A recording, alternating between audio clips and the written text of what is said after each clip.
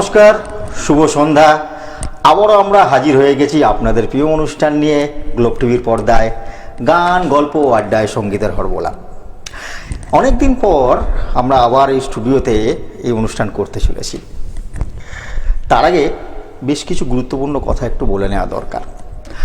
আপনাদের প্রিয় শিল্পী যাকে নিয়ে আমরা দীর্ঘ বছর অনেক অনুষ্ঠান আপনাদেরকে উপহার দিয়েছি, যার কঠিন লড়াই আপনাদের সামনে বারংবার তুলে ধরেছি, সেই শিল্পী আজকের অসংখ্য অ্যাওয়ার্ডে নিজের নামকে স্বর্ণাক্ষরে এই পৃথিবীর বুকে স্থাপিত করেছে। আশা করি তার নাম না বললেও আপনারা বুঝতে পারছেন কোন শিল্পীর কথা আমরা বলছি, যিনি একদম ছোট বয়স থেকে নানান প্রতিকূলতাকে জয় করেছে। নিজের আত্মবিশ্বাস, নিজের প্রতি অসংখ্য জেদ এবং সেই কঠিন লড়াইতে তিনি দীর্ঘ 30 বছর সেই যুদ্ধে সঙ্গীতকে নিয়ে এগিয়ে চলেছেন। তার গল্প আমরা তো অন ক্যামেরা অনেক করেছি, নতুন নতুন আরও অনেক কিছু গল্প তাকে নিয়ে আমরা করব। সম্প্রতি তিনি অসংখ্য অ্যাওয়ার্ড সঙ্গীতকে নিয়ে অর্জন করেছেন, সেগুলোও বলবো।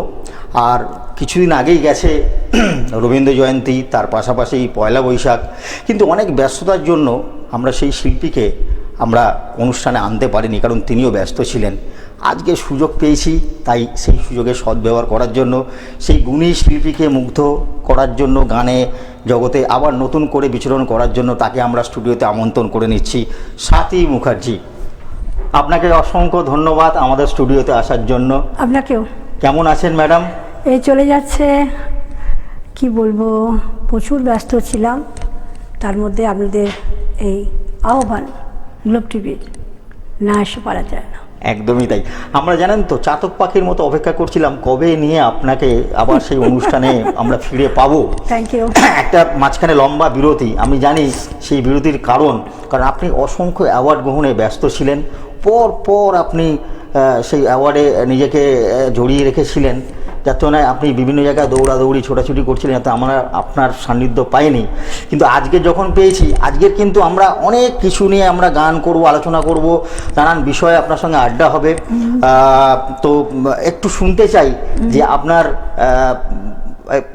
রঞ্জি ট্রফিকে নিয়ে যে আপনার একটা সিদ্ধান্ত ছিল, যেটা আপনি 2026-এ বলেছিলেন ইলেকশনের পরে শুরু করবেন, তো সেইটা আপনি কীভাবে প্রস্তুতি নিচ্ছেন বা কীভাবে শুরু করতে চলেছেন?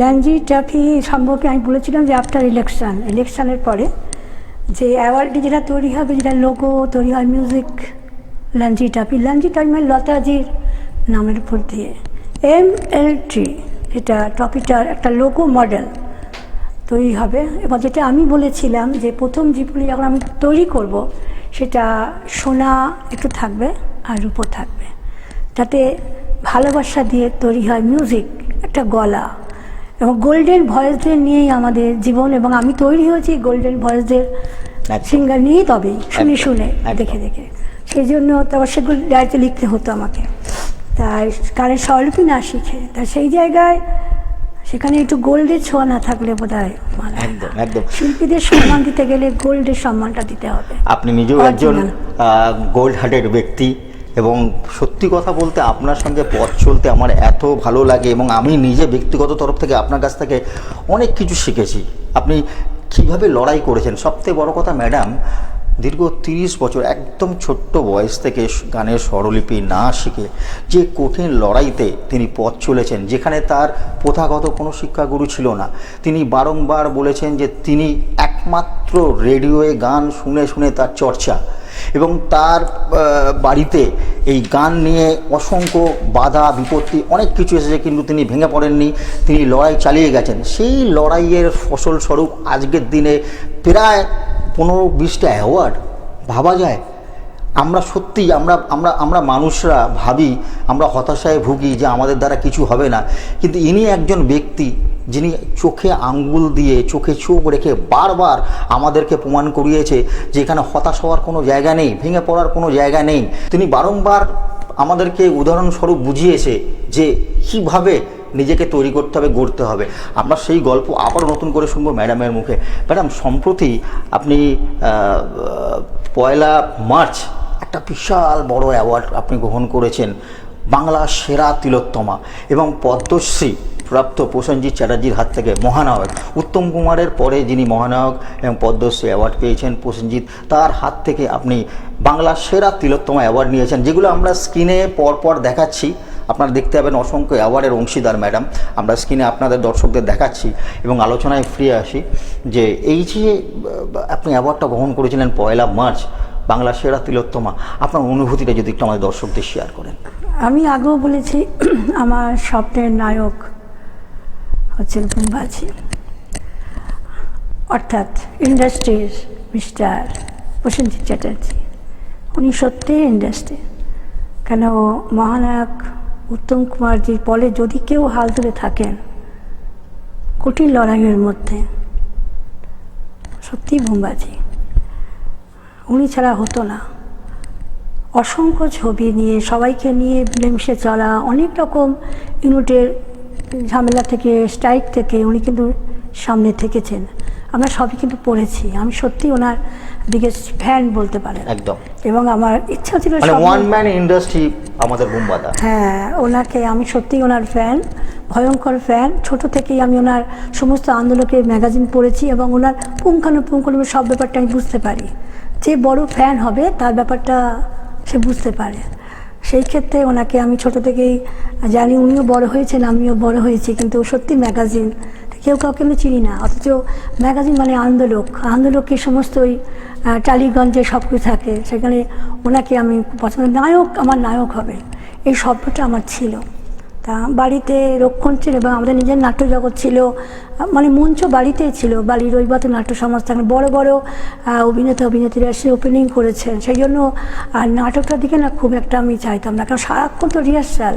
আর আমাদের শিক্ষা প্রতিষ্ঠান ছিল টাইপ স্কুল, স্টেনোগ্রাফার, সারাক্ষণ লেখাপড়া, লক্ষ্মী সরস্বতী হতেই ছিলেন। সেই জন্য আমার ওই একটু আলাদা দিকে যাওয়ার ব্যাপার ছিল। সেই নিয়েই বাড়িতে একটু, তো মেয়ে যখন নাটকটাকে ধরে ঢুকতে পারতো। তো এরপরে আমি হয়ে গেলাম অ্যালং অ্যাক্ট্রেস। কিন্তু আমি তো গানের সরস্বতী, গান হচ্ছে কিন্তু আমাকে কেউ শেখালো না কিছু। দরজা বন্ধ করে আমি ওই শিখলাম, সঙ্গে টাইপিংয়ের ব্যাপার। বুম্বাজির সঙ্গে অভিনয় করা হলো। সেই কবে হয়েছে আপনার 2টি পাতা, সেই ঝরঝর ঝড়ে এ থেকে গান থেকে সব নিজে রেডিও শুনতাম আর দরজা বন্ধ করে নিজেই একক অভিনয় করতাম। তাই অ্যালং অ্যাক্ট্রেস হয়ে গেলাম। স্বাতী মুখার্জি শুধু হরবোলা আর্টিস্ট বা সিঙ্গার নন, তিনি একই ধারে বুম্বাদার মতোই ওয়ান ম্যান ইন্ডাস্ট্রি। মানে তিনি একই ধারে একজন লেখক, মানে লেখিকা, যিনি অসংখ্য বই লিখেছেন সঙ্গীতের ওপরে, সোশ্যাল কালচার নিয়ে তিনি অনেক সমাজসেবামূলক কাজও করেছেন। তার পাশাপাশি তিনি অভিনয় জগতেও নিজের একটা ছাপ ফেলেছেন এবং আজকের দিনে তিনি একটা মিউজিক ওয়ার্ল্ড কাপ উপস্থাপনা করতে চলেছেন, যেটা নিয়ে আমরা অতীতে প্রচুর আলোচনা করেছি, এপিসোড করেছি। তবে যেহেতু আমরা পয়লা বৈশাখে কোনো অনুষ্ঠান আমরা ব্যস্ততার জন্য ম্যাডামকে নিয়ে করে উঠতে পারিনি, তাই আমাদের অনুষ্ঠানের শুরুর প্রথম গানটা আমরা একটু নববর্ষকে কেন্দ্র করে আপনার মুখ থেকে শুনতে চাইছি। শুভ নববর্ষে স্বাগত আমার অল অডিয়েন্সকে। আমি আসতে পারিনি, তারপরে আমার ফার্স্ট ইচ্ছা আওতিজির একটি গান আছে অদ্ভুত সুন্দর। এক বৈশাখে দেখা হলো দুজনায়, জ্যৈষ্ঠীতে হলো পরিচয়, আসছে আষাঢ় মাস, মনটাই ভাবছে কি হয় কি হয়, কি জানি কি হয়। এক বৈশাখে দেখা হলো দুজনায়, জ্যৈষ্ঠীতে হলো পরিচয়, আসছে আষাঢ় মাস, মনটাই ভাবছে কি হয় কি হয়, কি জানি কি হয়। অপূর্ব অপূর্ব। This is Swati Mukherjee. Thank you. জ্যৈষ্ঠ মাস কিন্তু চলছে, আষাঢ় মাস কিন্তু আপকামিং। একদম একদম একদম।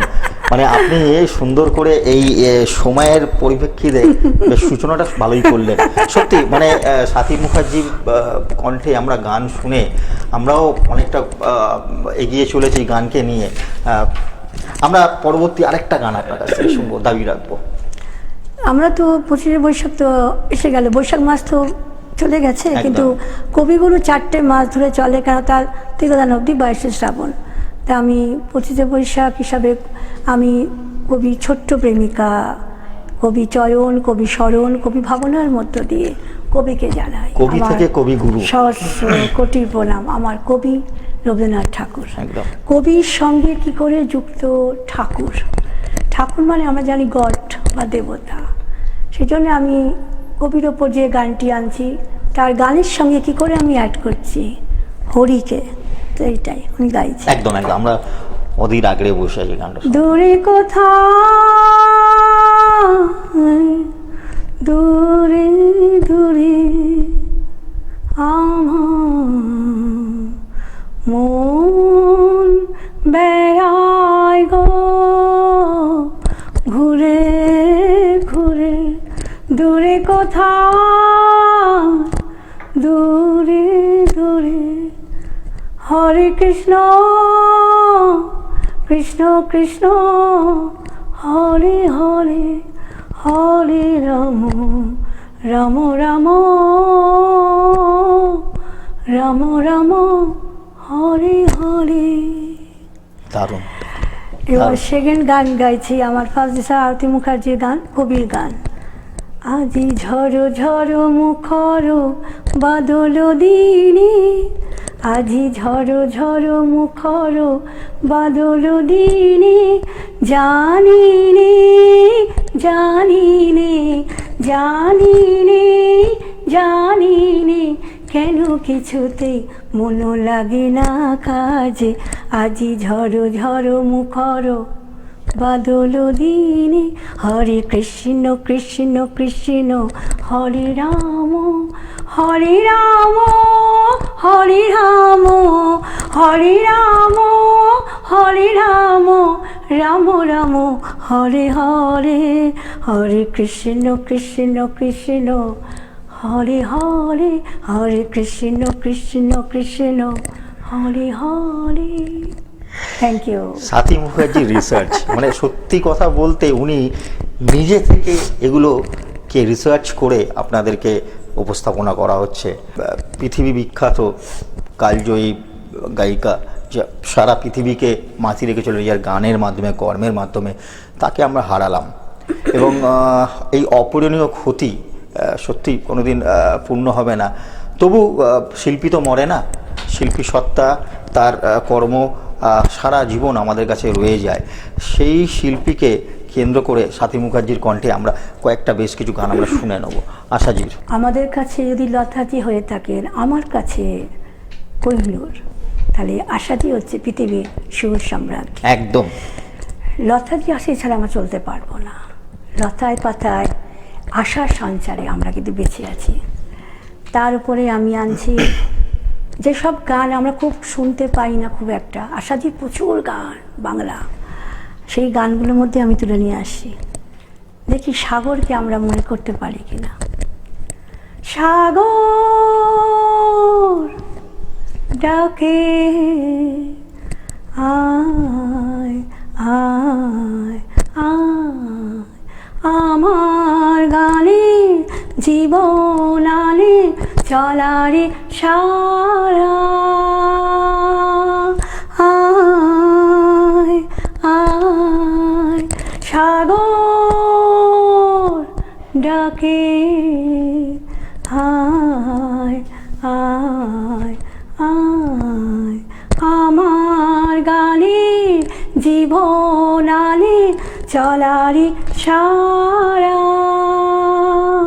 আয় আয়, চঞ্চল হৃদয়ে স্বপ্ন তটে চিহ্ন রেখে যাই এই সৈকতে, চঞ্চল হৃদয়ে স্বপ্ন স্রোতে চিহ্ন রেখে যাই প্রেম সৈকতে, ডেকে ডেকেও দামি সঙ্গীতে, আকাশে শূন্যতা চাই ভরে দিতে, ডেকে ডেকেও দামি সঙ্গীতে, আকাশে শূন্যতা চাই ভরে দিতে, আমার ধ্বনি প্রতিধ্বনি বাতাস ছাড়িয়ে যায়, সাগর ডাকে আয় আয় আয়,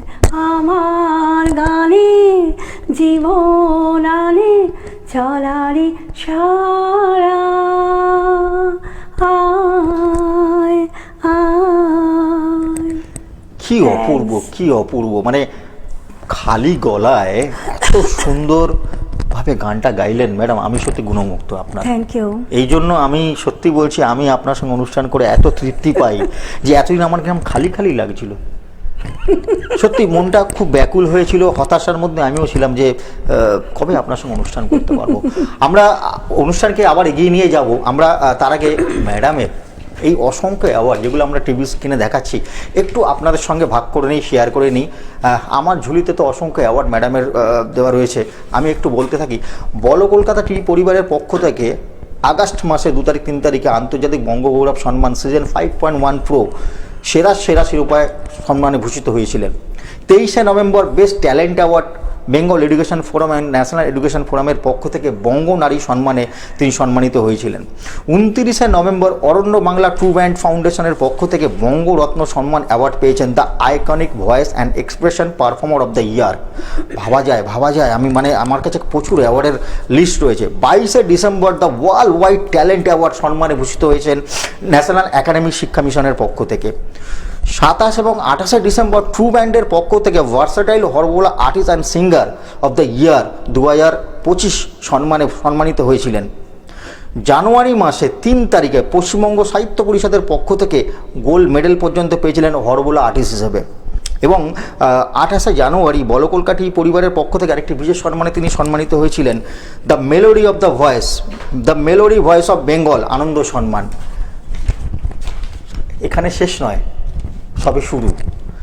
মহাবঙ্গ সাহিত্য পরিষদের পক্ষ থেকে লেজেন্ড অ্যাওয়ার্ড এবং নেতাজি পুরস্কার 4 বার গোল্ড মেডেল তিনি পেয়েছেন। ভাবা যায়, যেটা বলছিলাম 1 মার্চ 2026-এ বাংলার সেরা তিলোত্তমা পুরস্কার গ্রহণ করেছেন উত্তম কুমারের পরেই, মহানায়ক উত্তম কুমারের পরে আরেকজন মহানায়ক পদ্মশ্রী শ্রী প্রসেনজিৎ চ্যাটার্জির হাত থেকে। সেইটাও আমরা স্ক্রিনে দেখাচ্ছি, আপনারা দেখতে পাচ্ছেন। ন্যাশনাল একাডেমিক সাক্ষরতা মিশনের পক্ষ থেকে the world wide honorary director doctorate award 2026-এ তিনি পেয়েছেন 5 এপ্রিল, তাই তো ম্যাডাম? মানে স্বাতী মুখার্জি ডক্টরেট সঙ্গীতের ওপরে, বইয়ের ওপরে তিনি যে রিসার্চ করেছেন তার ওপরে তিনি ডক্টরেট অ্যাওয়ার্ড পেয়েছেন 5ই এপ্রিল। ভাবা যায়, বেঙ্গল এডুকেশন এবং ন্যাশনাল এডুকেশন ফোরামের পক্ষ থেকে ভারতরত্ন পুরস্কার পেয়েছেন, ভারতরত্ন পুরস্কার। মানে আমি সত্যি আপ্লুত। আমি এতদিন আপনার সঙ্গে যে মাঝখানে একটা স্প্যান টাইম গেছে, যে প্রোগ্রাম আমি করতে পারিনি, এই অ্যাওয়ার্ডগুলোই মনে হয় আমার আপনার কাছ থেকে এই বলার টিভির ক্যামেরায় যেন অপেক্ষা করছিল। 25শে বৈশাখ কবি স্মরণে আমরা আরও কিছু গান আপনার কাছ থেকে শুনে নেব। তার আগে কেমন লাগছে ম্যাডাম এতগুলো পুরস্কার, যেখানে আপনি ডক্টরেট পুরস্কার পেলেন, ভারতরত্ন গৌরব পুরস্কার পেয়েছেন, 4 বার গোল্ড মেডেল পেয়েছেন, কেমন লাগছে আপনার নিজেকে, কেমন লাগছে, এবং আপনি সমাজকে কি মেসেজ দেবেন? মানুষের প্রতিভাকে যদি মানুষ তা নিজের যদি এগোতে না পারে, কিছু করার নেই, এগোতে হবে। তোমার জন্য সমস্ত মঞ্চ খোলা আছে, নিজেকে তুমি তৈরি করো, লুকিয়ে রেখো না। আমার দীর্ঘ বছর চলে গেছে স্টাডি করতে, রিসার্চ করতে, কিন্তু আমি যখন এগুলো পাইনি, যখন থেমে থাকিনি, লেখাপড়া তো আমি করেছি, তার সঙ্গে আমি এককভাবে এগুলো এগিয়েছিলাম। আমি কোনো ভাবিনি যে আমার এই গান, যে গান হারমোনিয়াম ছাড়া হয় না, ইনস্ট্রুমেন্ট ছাড়া বাজনা, গানের সঙ্গে বাজনা যুক্ত, তবে না সায়েন্স, মিউজিক সায়েন্স বুক আমার লেখা, এবং সেটা অ্যাডিশনাল হিসাবে যাতে গ্র্যান্টেড হয়, আমি মাননীয় সরকারকে আমরা প্রে করব। এবং তার উপরে আপনি ডক্টরেট অ্যাওয়ার্ড, হ্যাঁ, ডক্টরেট অ্যাওয়ার্ড পেয়েছি। সবচেয়ে গানের নামের আগে ম্যাডামের ডক্টরেট উপাধি দাও সংযোজন হলো, doctorate Swati Mukherjee. Thank you.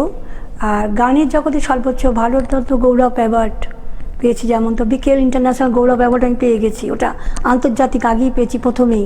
আপনি 4 বার গোল্ড মেডেল পেলেন? হ্যাঁ, 4 বার গোল্ড মেডেল। এটা মানে সত্যি বলছি যে আজকের উনি এতটাই, মানে আমাদের বাঙালি আপামর সব ধর্ম সমন্বয়ের মানুষের কাছে উদাহরণস্বরূপ, যে উনি বারবার বলছে যে age is like a number, স্বপ্ন থাকলে যে কোনো প্রতিকূলতাকে ভেঙে এগিয়ে দেওয়া যায়। এগোতে হবে। যদি আপনারা এগোতে চান, শুধু গানগুলো যদি ওই বাচ্চার মধ্যে যদি রাখেন, আর কী করে হবে? আমি লঞ্চি ট্রফি তো অ্যাড করবো, তার জন্য যদি আপনাদের এগোতে হবে তো কিছু তো দেখাতে হবে যে আমি কিছুটা শিখেছি। আমি যে 3টে রাউন্ড রেখেছি, প্রথমটা আপনার সাধারণ গান, তারপর স্কোর আছে, সেকেন্ডটা আইদার চেষ্টা করুন নারী পুরুষের গলা গান, বিভিন্ন শিল্পীর গান তো, আর পুরুষ নারী কণ্ঠে গান চেষ্টা করতে হবে, করতে করতে হয়ে যাবে। কেন আমরা তার সাথে অন্তঃস্বরী খেলতাম, এগুলো হলেই হয়ে গেল। তারপরে আপনি আসুন জ্যাকলিংয়ে, সবই তো সবই সূচও না, এক্ষুনি তো ঝাঁপিয়ে নয়। এটা মিউজিক ওয়ার্ল্ড কাপ মানে কি, ফুটবল যেমন বিগেস্ট গেম ওয়ার্ল্ডের, ক্রিকেট, তারপরে মিউজিক ওয়ার্ল্ড কাপ, এটা সম্পূর্ণ আলাদা খেলা। সেইভাবে তৈরি হতে হবে আস্তে আস্তে। আগে আমাদের ভারতের সবাই না শিখতে পায়, তবে আমরা কি করে বিদেশকে শেখাবো? আগে তো আমাদের শিখতে হবে, না এগোলে কি করে হবে? লঞ্জি ট্রফিটা আসবে, সেখানে লতাজির ওপরে সোনার উপর দিয়ে সাধারণ কথা নয়, এটা ভয়ঙ্কর জিনিস। ওটাকে পাওয়ার জন্য এবং first runners up, second runners পুরস্কার পাবেন, সান্ত্বনা পুরস্কার পাবেন, তা সেখানে সেবা তুলতে হবে, আসতে হবে যে আমি ওইটা আমাকে পেতে হবে, আমি হরবোলা সিঙ্গার হতে হবে, এবং আমাকে মিউজিক ওয়ার্ল্ড কাপে খেলার জন্য এখন থেকে আমার টিম তৈরি করতে হবে। তো কী করে হবে? আপনার সময়ের প্রায় শেষ পর্যায়ে এসে যাচ্ছি। শেষ করার আগে আমরা আরো কয়েকটা গান ম্যাডামের মুখে শুনে নেব। লতায় পাতায় যেন শিহরণ লাগে, তন্দ্রা জড়ানো চোখে পৃথিবী জাগে। লতায় পাতায় যেন শিহরণ লাগে, তন্দ্রা জড়ানো চোখে পৃথিবী জাগে। দক্ষিণ পবন ঢালে সুরভি বাতাসে কে যেন আবির ছড়িয়ে দিল ভোরেরও আকাশে, ভোরেরও আকাশে কে যেন আবির ছড়িয়ে দিল ভোরেরও আকাশে, ভোরেরও আকাশে। দারুণ দারুণ দারুণ, অসম্ভব ভালো। আমরা আরো 2-4টে গান শুনবো, কারণ আমাদের সময় শেষ হয়ে যাচ্ছে, যেহেতু গানের অনুষ্ঠান, গান ছাড়া এগোনো যাবে না।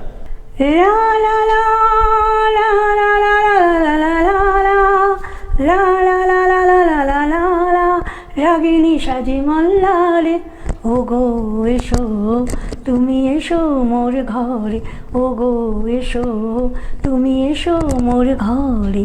বধুয়া রিমিঝিমি ভরা শ্রাবণে, কালো মেঘে ভরা গগনে, চাই যেতে অভিসারে, ও গো এসো তুমি এসো মোর ঘরে, ও গো এসো তুমি এসো মোর ঘরে। দারুণ দারুণ দারুণ, সত্যি হৃদয় ছুঁয়ে গেল। স্বাতী মুখার্জি, ডক্টরেট স্বাতী মুখার্জি বারবার বলেন, তুমি তোমার জীবনের রচয়িতা, তুমি যেমন বীজ বুনবে তেমন ফল পাবে। তুমি যদি আম গাছ পোতো তাহলে আম পাবে, তুমি যদি বাবলা গাছ পোতো তাহলে কাঁটা পাবে। সুতরাং নিজেকে এরমভাবে তৈরি করো যে আজকে তোমার ফোন রিসিভ করছে না, সে কাল তোমাকে গুগলে সার্চ করবে। স্বাতী মুখার্জি বারবার বলে, জীবন কোনো রূপকথা নয়, এটা একটা কঠিন যুদ্ধক্ষেত্র, যেখানে প্রতিদিন আপনাকে নতুন নতুন বাধার সম্মুখীন হতে হয়। কেউ আপনাকে টেনে ধরবে, কেউ আপনার চলার পথে পাথর ছুঁড়ে মারবে, কিন্তু আপনার কাজ হলো সব বাধাকে পেরিয়ে আপনার লক্ষ্যে এগিয়ে যাওয়া। আপনার লড়াইটা কিন্তু অন্য কারোর সাথে না, আপনার লড়াইটা কিন্তু সম্পূর্ণ নিজের সাথে।